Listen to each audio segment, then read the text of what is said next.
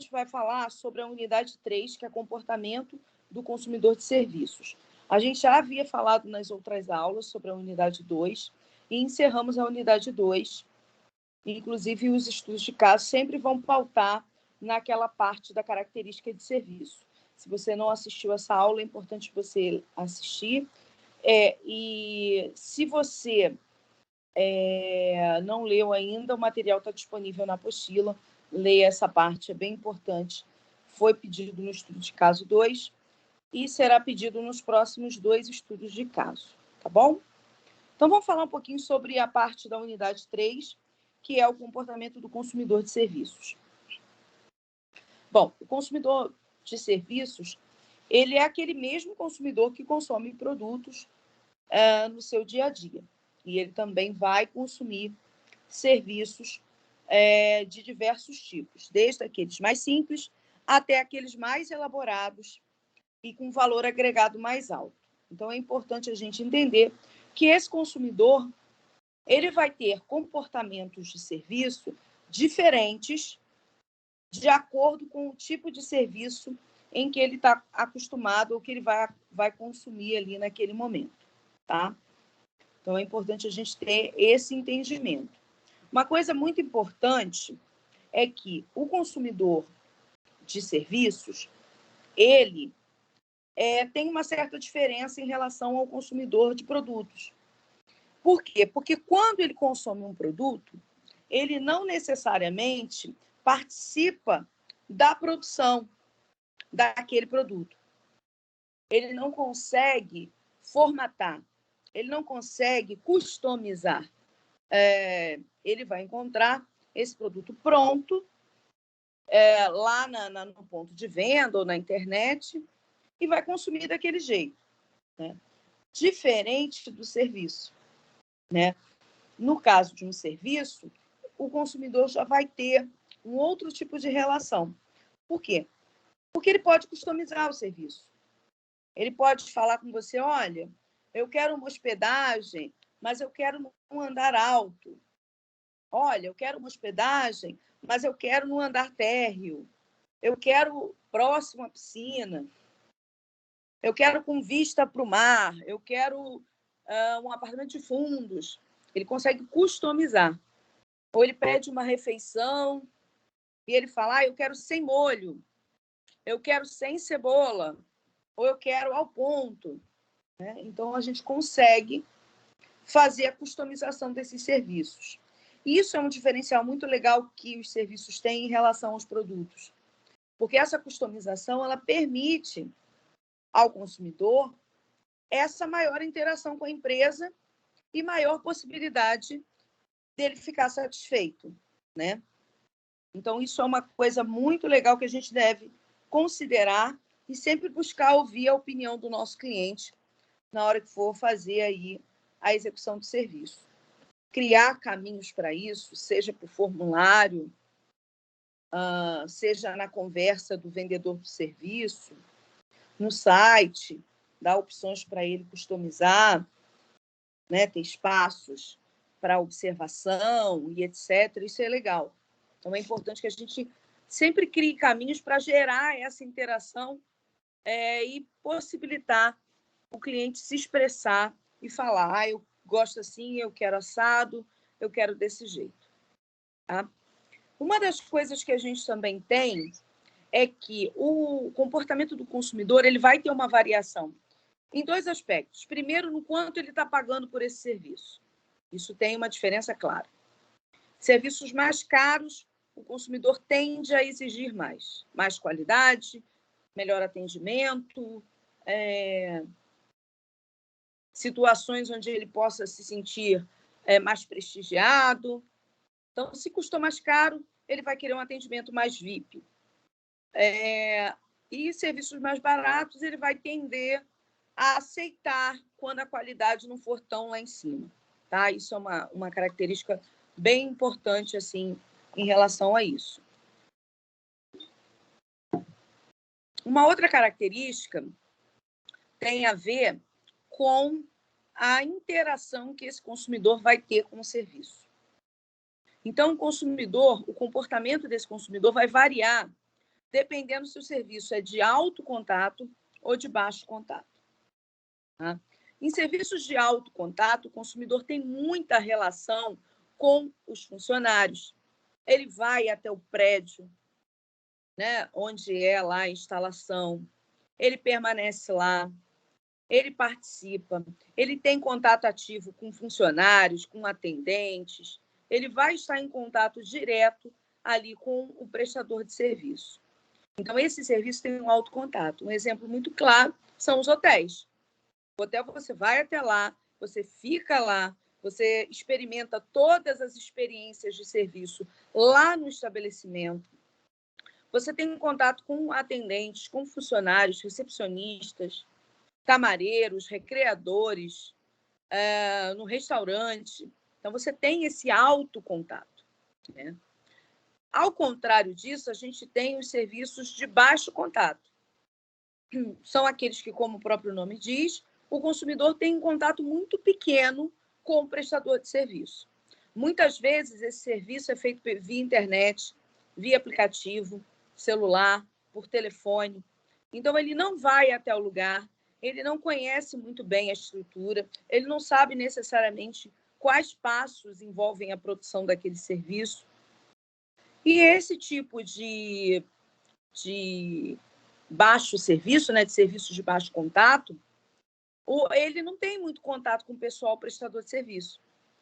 Muitas vezes um entregador, né, ou algum atendente por telefone, às vezes nem isso, né? Então, ele acaba sendo atendido muito mais de forma virtual. Isso é uma tendência, né, que a gente tem. Perdão. É uma tendência que a gente tem hoje dos serviços serem cada vez mais otimizados via internet, via aplicativos. Isso gera uma diminuição de custos para a organização quando ela utiliza um serviço de baixo contato. Tem muitos consumidores que preferem esse tipo de serviço, mas a gente vai ter poucos pontos de contato com o consumidor, né? Um exemplo disso pode ser um serviço que você faça pela internet, um serviço de TV a cabo, iFood, quando você pede um lanche, quando você pede lá no aplicativo, né? Serviços bancários, onde você usa um caixa eletrônico ou utiliza o aplicativo do banco, consertos de equipamentos que você envia pelo correio e recebe em casa pelo correio o equipamento, né? E os serviços via internet, seguros, que hoje são feitos de forma muito online, e por aí vai, né? Então, a gente tem esses serviços como sendo serviços de baixo contato. A tendência é de que, quanto mais contato você tem com o cliente, mais complexo é a operação do seu serviço. Então, se eu tenho muito contato com esse cliente, né, se eu estou com ele ali o tempo inteiro, ele está dentro do meu estabelecimento, eu não tenho como disfarçar possíveis erros e problemas. Acabou a luz, sei lá, no hotel, no restaurante, no salão de cabeleireiro, onde você está lá, alto contato. Não tem como disfarçar, ele vai ver. Seu funcionário está com algum problema, está nervoso, está irritado, a equipe está desorganizada, ele vai perceber, né, no alto contato.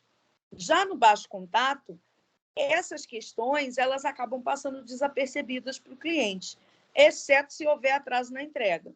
Mas se não houver, ele não vai perceber que, de repente, a equipe não estava completa, que faltou luz, que os equipamentos não estavam, sei lá, seu computador deu problema, que o sistema caiu. Ele não vai conseguir apurar esse tipo de falhas internas de processo. Então, o ideal é, você tem um serviço de alto contato, precisa ter uma estrutura muito bem formada para poder atender esse cliente e deixar ele satisfeito. O seu serviço é de baixo contato, você consegue, no dia a dia, né, criar mecanismos e conseguir reverter pequenos problemas que possam surgir aí. Então, é possível, sim, gerenciar falhas com mais facilidade em serviços de baixo contato do que em serviços de alto contato, tá? No nosso material, vocês vão encontrar aí um quadro que apresenta vários exemplos de serviços, né, classificando aí quais são de baixo, quais são de alto contato. Então, tem essa exemplificação e vale a pena vocês olharem lá, tá?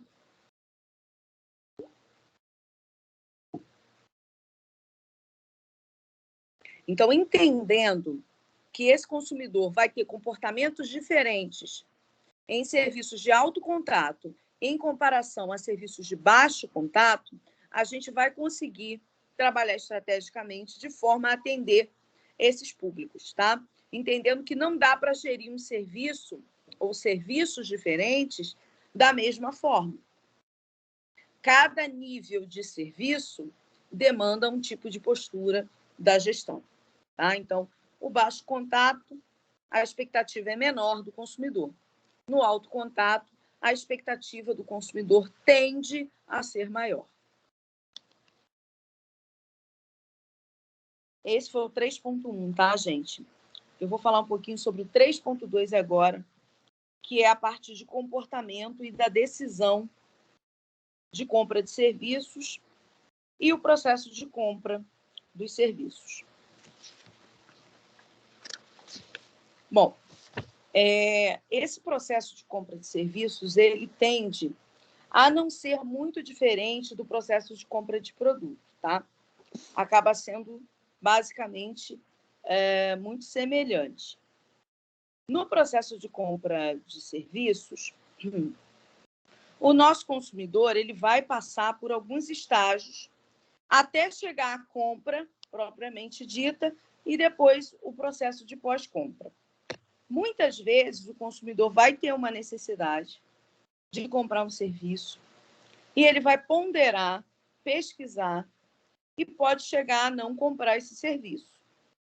Seja porque ele não tem renda naquele momento suficiente, né, capital suficiente, seja porque ele entendeu que talvez aquele serviço não seja tão relevante para ele naquele momento, ou porque ele tem uma forma substituta de dar jeito naquele serviço.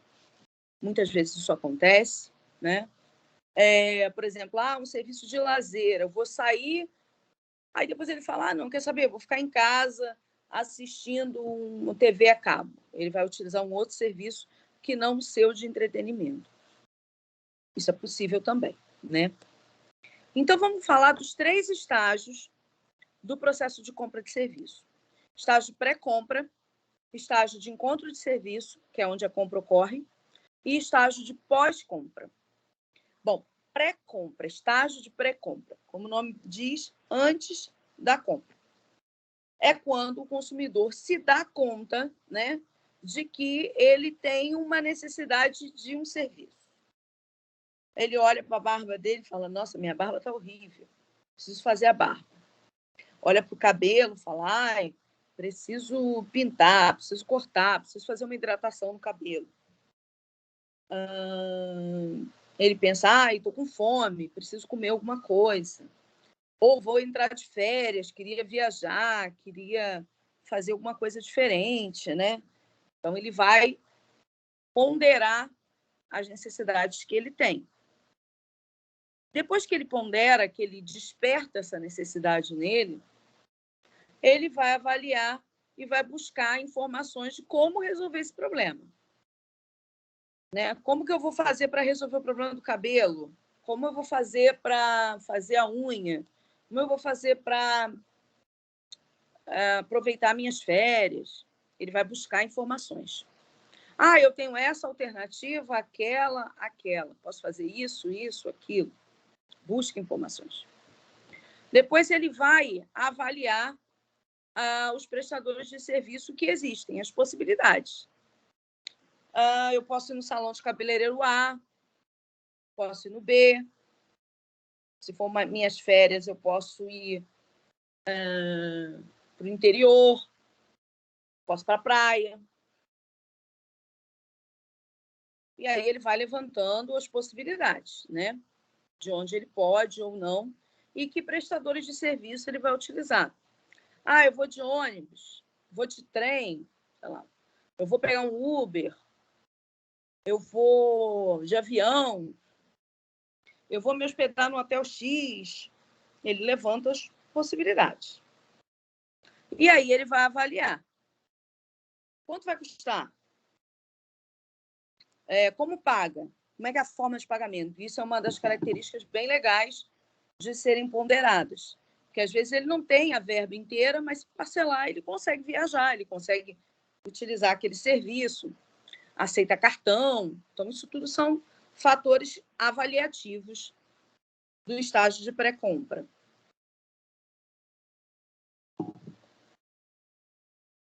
Bom, depois a gente tem o estágio do encontro de serviço. E aí, nesse encontro de serviço, é onde efetivamente, se ele decidiu comprar, que ele pode ter abortado as possibilidades. Falado, não vou cortar o cabelo, não dá, não vou fazer a unha, não vou viajar, vou fazer isso depois, vou fazer eu mesmo uma hidratação em casa, vou ficar em casa, ver televisão, aproveitar para fazer alguma coisa que eu deixei pendente, enfim. Aí ele não avança para o estágio de encontro de serviço, que é onde ocorre a compra, né? No estágio de encontro de serviço, a etapa 2, ele vai, então, requisitar os serviços do prestador de serviço escolhido. Eu escolhi ir para o hotel X. Eu escolhi ir de ônibus. Eu escolhi salão de cabeleireiro tal. Né? Vou ligar, vou ver no aplicativo, vou ver na internet, vou buscar caminhos para conseguir requisitar esse serviço. Compro esse serviço e vou ao encontro dele, que é a entrega de serviço. Então, faço lá o check-in no hotel, embarco no ônibus, no avião, chego lá no salão de cabeleireiro. Isso é a entrega do serviço. Então, chegando lá, o serviço vai acontecer daquela maneira que eu programei.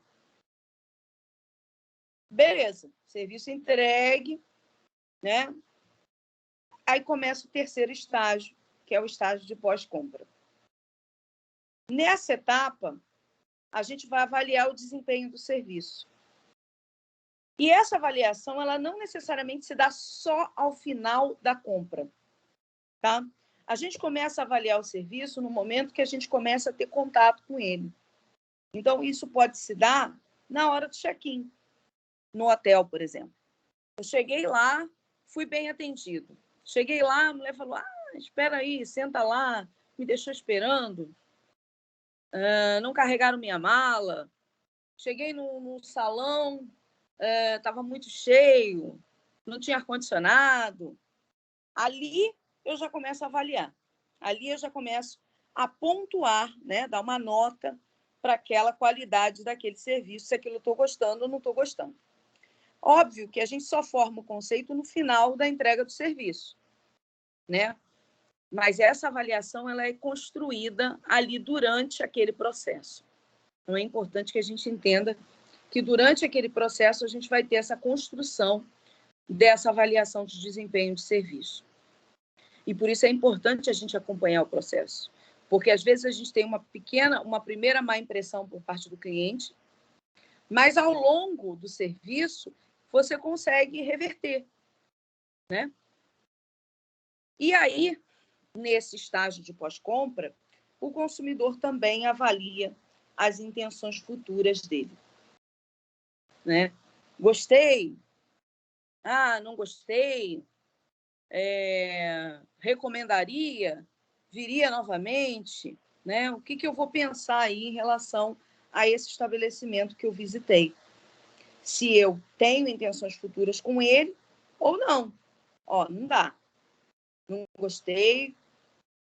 Da próxima vez que eu for viajar, eu vou buscar um outro meio de hospedagem.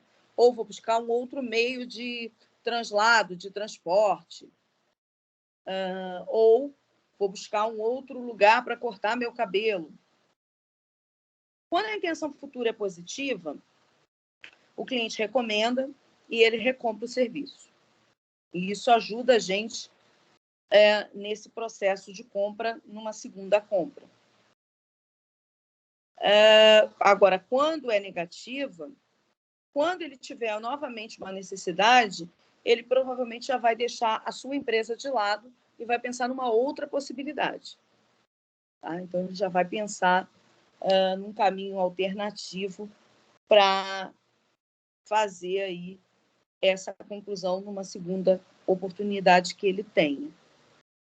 Então, é importante que a gente atenda o consumidor nas expectativas para gerar satisfação e ele poder recomprar o nosso serviço. Ok? E aí, a gente tem a seguir no nosso material uma listagem que apresenta os riscos percebidos na compra e na utilização dos serviços.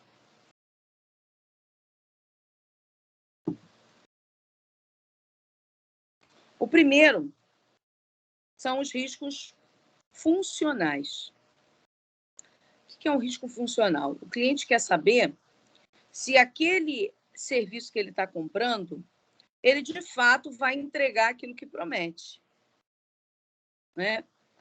Eu vi lá uma hidratação no cabelo, que o cabelo vai ficar lindo.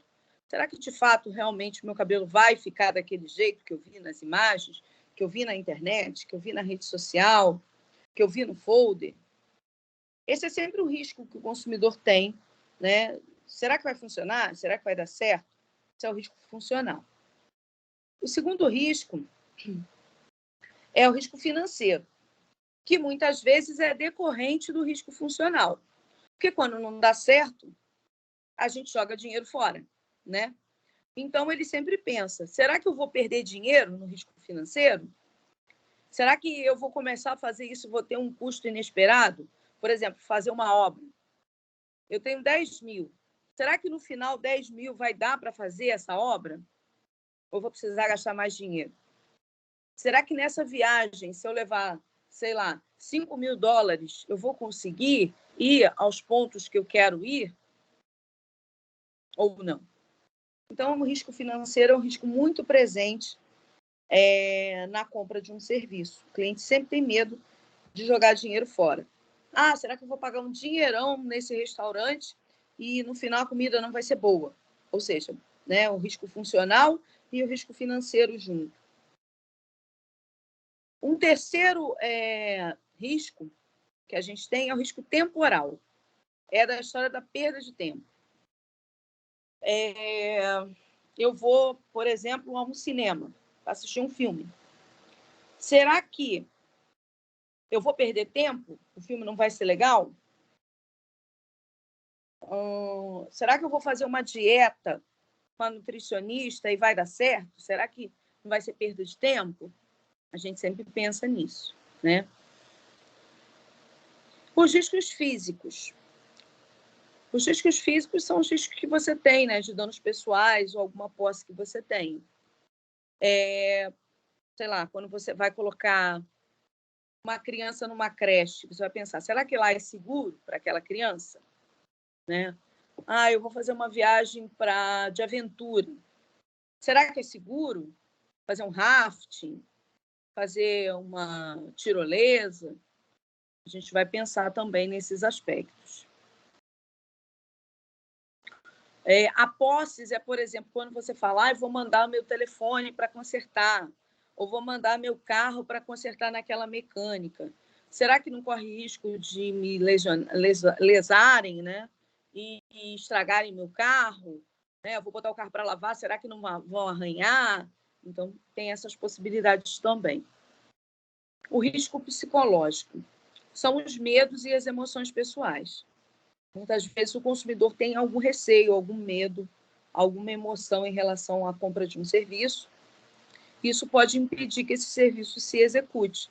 Por exemplo, se você tem medo, fobia do mar, para a contratação de um passeio, de cruzeiro, você vai ter que superar isso.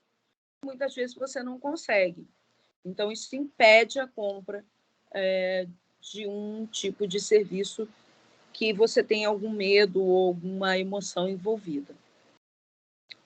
Os riscos sociais, quando você quer ir contratar um serviço, mas você tem algum receio de como as pessoas vão entender isso, por exemplo, seu meio, as pessoas que você convive. Eu queria, sei lá, vou dar um exemplo, num baile funk. Mas será que as minhas pessoas que eu conheço, a minha família, os meus pais, eles vão gostar, eles vão aceitar, eles não vão ficar falando, às vezes até pelas costas, né? A gente é um ser social. E a gente, quando compra algum determinado tipo de serviço, a gente quer ser aceito também, né? Ou, muitas vezes, você compra um determinado serviço para ostentar, né, que é o termo da moda, alguma coisa. Eu quero ir para o melhor hotel, quero ir lá para o Copacabana Palace para mostrar que eu estou bem, para fazer VT, para fazer stories, para mostrar nas redes sociais que eu estou bem, que eu estou top. Isso é uma realidade que a gente tem visto bastante, né? As pessoas têm consumido muitos serviços, muito mais por conta de questões sociais do que necessariamente porque eles gostam daquilo. Eu quero ir no hotel que todo mundo está indo. Eu quero tirar foto com aquele prato daquela refeição que todo mundo está tirando foto.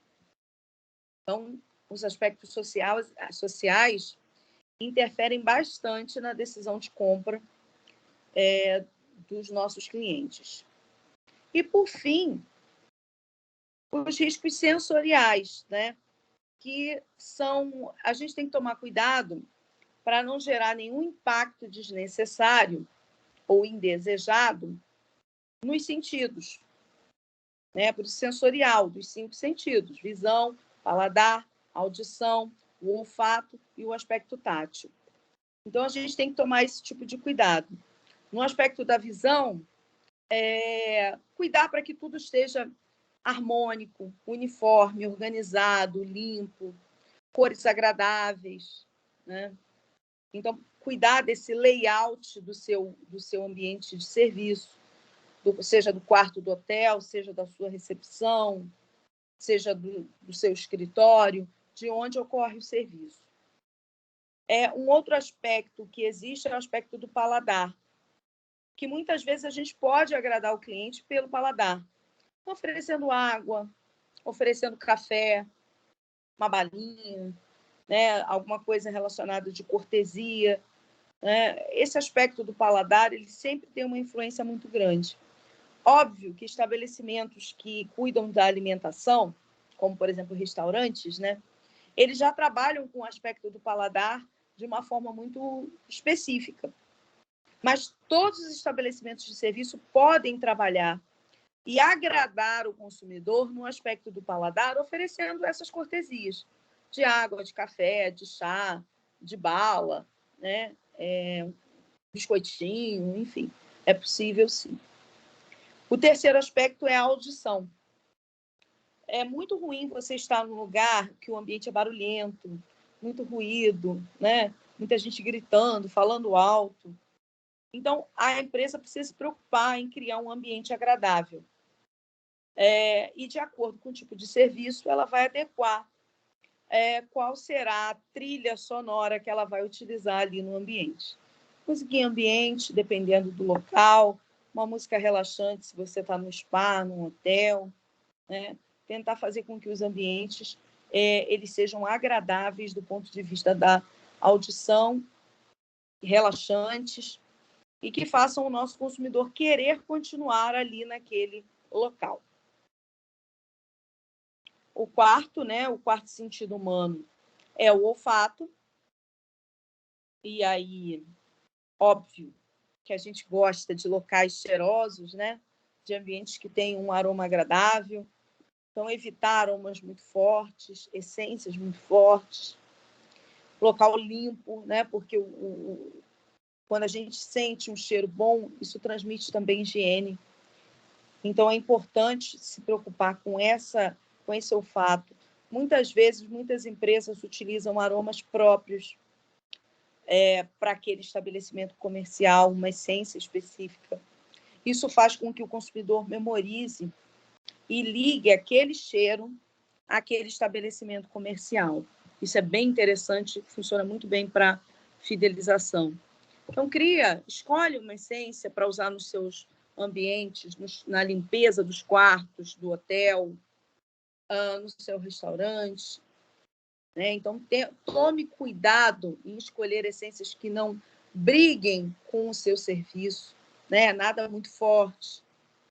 E aí a gente vai conseguindo associar o serviço a esse olfato agradável que dá toda uma sensação de bem-estar para o nosso cliente.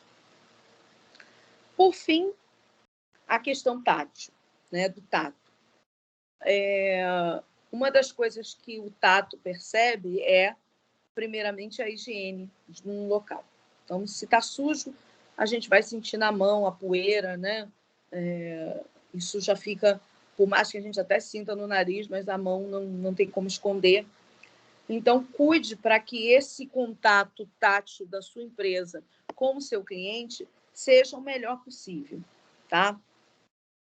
Dê importância para a matéria-prima das coisas que você vai utilizar, na textura dessas coisas. Então, se vai ter uma toalha, que essa toalha seja agradável ao toque. Se você está falando de um hotel que tem a roupa de cama, enfim, que isso seja agradável, seja sensorial, seja prazeroso para esse cliente no toque. Né? É difícil, por exemplo, você ir a um restaurante e a faca é ruim, ela não corta, ela é ruim de pegar, ela não é ergonômica, você tem dificuldade de comer, o garfo, né? Então, escolha de forma muito sensorial, principalmente esses aspectos táteis, né? Esses aspectos que o consumidor vai interagir ali com aquele equipamento, com aqueles utensílios, né? É importante que você dê destaque para isso, que você se atente para essa experiência do consumidor. Então, os aspectos sensoriais, eles podem provocar uma experiência tanto positiva quanto negativa. E o risco está justamente aí. É como você vai gerir esse aspecto sensorial. Se você gerir positivamente, todos esses aspectos que eu coloquei aqui, que são riscos, eles podem se transformar em coisas positivas para a sua empresa. Vai depender de como você apresenta. Se você sabe qual é o risco que impede o seu consumidor de comprar aquele seu serviço, é risco financeiro, é risco físico, é risco psicológico, pergunte a ele, o que te impede, o que te impediu de comprar? Foi o financeiro? Foi medo? Medo de quê? E aí você tenta trabalhar a tua comunicação para mostrar para aquele cliente que esses riscos eles são muito poucos ou sequer existem realmente quando se compra aquele serviço. Né? Então, trabalhar esses riscos para tentar trazer clientes, reverter em mercado, em clientes para o nosso negócio. Então, entendendo qual é esse risco, eu consigo trabalhar em cima dele e chegar a um resultado, né, mais positivo para a sua empresa. Porque gerir serviços, né, nunca é fácil. Então é isso, gente. Por hoje é só.